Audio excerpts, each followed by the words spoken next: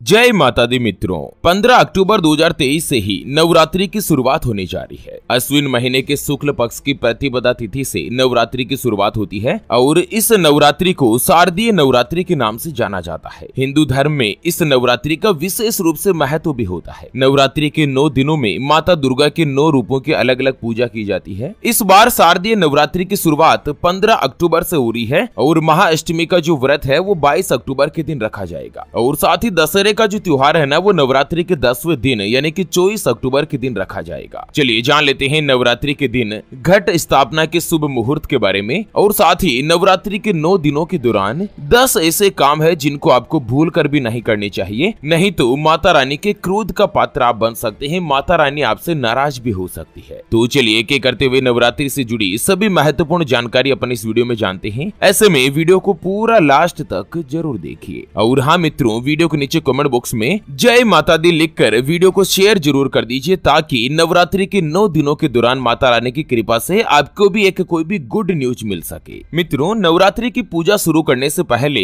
कलश स्थापना यानी कि घट स्थापना का विधान होता है। ऐसे में शुभ मुहूर्त पर कलश स्थापना करने से माता दुर्गा का विशेष रूप से आशीर्वाद भी मिलता है। चलिए जान लेते हैं इस बार नवरात्रि पर घट स्थापना यानी कि कलश स्थापना के शुभ मुहूर्त के बारे में। तो मित्रों, 15 अक्टूबर के दिन शुभ मुहूर्त जो है ना वो सुबह 6:21 से लेकर सुबह 10:12 तक रहेगा। यह तो अपने को सुबह का शुभ मुहूर्त है। और वहीं अगर अभिजीत मुहूर्त की बात करें तो दिन में 11:44 से शुरू होगा जो कि 12:30 तक रहने वाला है। शुभ मुहूर्त में विधि विधान के साथ अगर कोई भी कलश का स्थापन किया जाता है ना तो उस परिवार में माता दुर्गा के आशीर्वाद से सुख, संपन्नता और आरोग्य लेकर आता है। घट स्थापना के लिए आप मिट्टी, सोना, चांदी या तांबे के कलश का ही प्रयोग करें। इसके अलावा लोहे या स्टील के कलश का उपयोग करना अच्छा यानी कि शुभ नहीं माना जाता। और वहीं कलश स्थापना करने से पहले उस स्थान को जहां पर आप कलश स्थापना करना चाहते हैं ना वहां पर उस स्थान को गंगा जल से शुद्ध कर लें और इसके बाद हल्दी से अष्टदल बनाएं और इसके बाद कलश में शुद्ध जल लेकर उसमें हल्दी, अक्षत, लौंग, सिक्का, इलायची, पान और फूल डालें। फिर कलश के ऊपर रोली से स्वास्तिक बनाएं और अब कलश को स्थापित करते हुए माता भगवती का आह्वान करें। कलश की स्थापना के दौरान दिशा का ध्यान रखना भी जरूरी होता है। आप कलश स्थापना के लिए घर की पूर्व या उत्तर दिशा का चयन भी कर सकते हैं क्योंकि वास्तु की दृष्टि से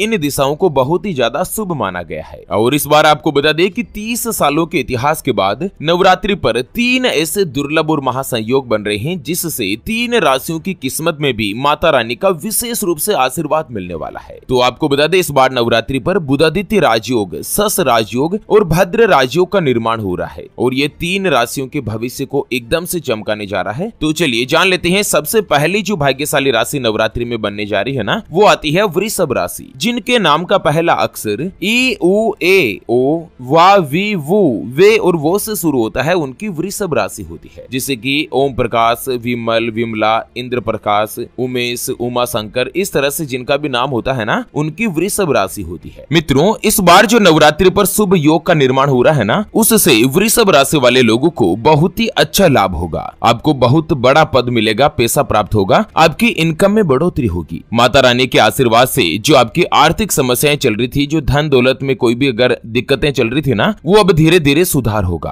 आपका स्वास्थ्य अच्छा रहेगा, नौकरी में आपको प्रमोशन मिल सकता है। दिवाली के बाद आपको कोई भी बड़ा पद हासिल होगा और साथ ही अगर आप अपना स्वयं का व्यवसाय करते हैं ना तो व्यवसाय में भी आपको तरक्की मिलेगी, आपका प्रॉफिट बढ़ेगा, घर में खुशहाली रहेगी, समाज में मान सम्मान बढ़ेगा। इस साल 2023 में नवरात्रि के बाद से ही वृषभ राशि वाले लोगों के जीवन में कई बड़े परिवर्तन देखने को मिलेंगे और साथ ही जो व्यक्ति कुंवारे हैं, सिंगल है, उनका माता रानी की कृपा से विवाह का योग भी बनेगा। चलिए जान लेते हैं अगली यानी कि दूसरी जो भाग्यशाली राशि बनेगी उसके बारे में। उससे पहले आपको एक महत्वपूर्ण बात बताना चाहूंगा कि जिंदगी में आप कई ऐसे लोगों से मिले होंगे जो कि बहुत ही ज्यादा मेहनत करते हैं, तो वहीं कुछ लोग आपको ऐसे भी मिले होंगे जो बहुत कम मेहनत करने के बावजूद भी बहुत ही आगे तक पहुंच जाते हैं। तो वहीं कुछ लोग आपको ऐसे भी मिले होंगे जो पूरी उम्र भर मेहनत करते ही रहते हैं लेकिन आखिर वो हासिल नहीं कर पाते जिनके वो हकदार होते हैं, यानी कि जीवन उनका गरीबी में ही निकल जाता। मित्रों, ये ग्रहों का खेल नहीं तो और क्या है। और इसी के समाधान के लिए हमारे गुरुजी आप तक लेकर आए हैं आपके अपने जीवन के बारे में व्यक्तिगत यानी कि पर्सनलाइज्ड कुंडली, जिससे आप घर बैठे यह पता लगा सकेंगे कि आपके नवग्रह आपके बारे में क्या कहना चाहते हैं। क्या आपकी कुंडली यानी कि किस्मत में कोई दोष तो नहीं, अगर दोष है तो वो क्या है और उसका समाधान क्या है। कोई ग्रह आपके लिए कमजोर कमजोर तो नहीं। उसको मजबूत करने का उपाय क्या है? आपका भाग्य उदय कब होगा? जीवन में अच्छे दिन कब आएंगे? नौकरी या व्यापार, किसमें आपको ज्यादा तरक्की हासिल होगी? कौन सा व्यापार आपके लिए सबसे अच्छा और शुभ फलित रहेगा? उसके बारे में कंप्लीट जानकारी हम आपको कुंडली रिपोर्ट में बताने जा रहे हैं, जिसको अभी जो आप ये स्क्रीन पर नंबर देख पा रहे हैं ना, उस पर व्हाट्सएप पर संपर्क करके आप हमारे गुरुजी से बात कर सकते हैं और 251 रुपए की छोटी सी नाममात्र की फीस में आप अपनी संपूर्ण जीवन की महाजन्म कुंडली के बारे में जान सकते हैं। अगर आपकी कोई भी समस्या है जिसका आप समाधान चाहते हैं, जैसे कि व्यापार में आपको लगातार नुकसान हो रहा है, घर में धन की कमी बनी रहती है, या आपके ऊपर कर्ज हो चुका है जिसको आप चुका नहीं पा रहे हैं, आपका विवाह का योग नहीं बन रहा है, बहुत जगहों पर आप रिश्ता देख देख कर आखिर थक चुके हैं, परेशान हो चुके हैं, लेकिन कहीं पर भी कोई भी रिश्ता फाइनल नहीं हो पाता, या रिश्ता होकर बार बार टूट जाता है, पति पत्नी के बीच आपस में बनती नहीं है, घर परिवार में लगातार लड़ाई झगड़ा बना रहता है, या आपको संतान का सुख नहीं मिल रहा है, बच्चों का पढ़ाई में मन नहीं लगता, बच्चे लगातार सरकारी नौकरी या किसी अच्छी नौकरी की तलाश कर रहे हैं लेकिन उनको सफलता नहीं मिल पा रही है, या लड़का लड़की का संबंध होने जा रहा है और विवाह से पहले आप दोनों का कुंडली मिलान करवाना चाहते हैं, गुण मिलान करवाना चाहते हैं। अगर कुछ भी समस्या है तो स्क्रीन पर दिए गए नंबर पर व्हाट्सएप पर संपर्क करके आप हमारे गुरुजी से बात कर सकते हैं और 251 रुपए की छोटी सी नाममात्र की फीस में आप अपने संपूर्ण जीवन की महाजन्म कुंडली के बारे में जान सकते हैं। चलिए जान लेते हैं नवरात्रि के बाद अगली यानी कि दूसरी जो भाग्यशाली राशि बनेगी ना, वो आती है कर्क राशि, जिनके नाम का पहला अक्षर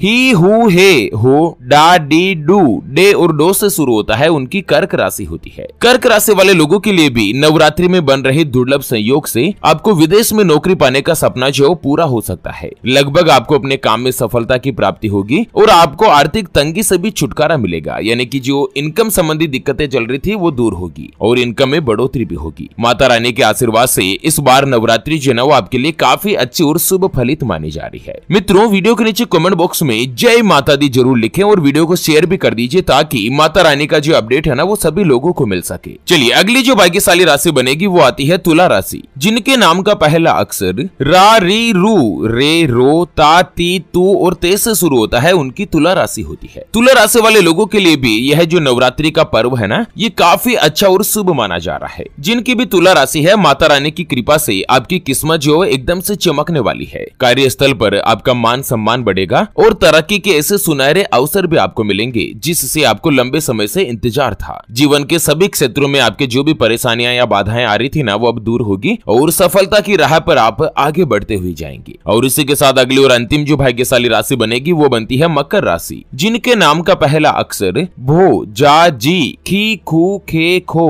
गा और गी से शुरू होता है, उनकी मकर राशि होती है। मकर राशि वाले लोगों के लिए भी यह जो नवरात्रि है ना, ये आपका भाग्य उदय लेकर आएगी। आपको अपने जीवन में अच्छे दिनों की शुरुआत होगी और सभी संकट जो है ना वो धीरे धीरे दूर होने लगेंगे। आर्थिक स्थिति मजबूत होगी और धन लाभ के भी योग बनेंगे। व्यापार और नौकरी दोनों में ही आपको खूब सारी तरक्की प्राप्त होगी। चलिए अब जान लेते हैं नवरात्रि के 9 दिनों के दौरान ऐसे क्या क्या काम है जिनको आपको भूल कर भी नहीं करने चाहिए, नहीं तो माता रानी जो आपसे रुष्ट भी हो सकती है, नाराज भी हो सकती है। मित्रों, सबसे पहले तो जो भी पुरुष है, जो भी मेल है ना, अगर वो नवरात्रि का व्रत रख रहे हैं तो उनको 9 दिनों तक दाढ़ी, मूंछ और बाल नहीं कटवाने चाहिए। दूसरा है, नवरात्रि के 9 दिनों तक आपको नाखून भी नहीं काटने चाहिए। और वहीं अगर आप अपने घर में अखंड ज्योति जला रहे हैं ना, तो इन दिनों घर को कभी भी खाली छोड़कर नहीं जाएं। चाहे बच्चे हो, बूढ़े हो, कोई भी हो, घर में कोई न कोई एक सदस्य जो है वो जरूर बना रहे। नवरात्रि के 9 दिनों तक अखंड ज्योति जलने वाले घरों जो है ना, वो कभी भी घर को खाली छोड़कर नहीं जाएं। और हो सके तो खाने में प्याज, लहसुन और नॉनवेज का सेवन भी नहीं करें। प्याज और लहसुन से भी आपको बचना चाहिए। नवरात्रि के 9 दिनों तक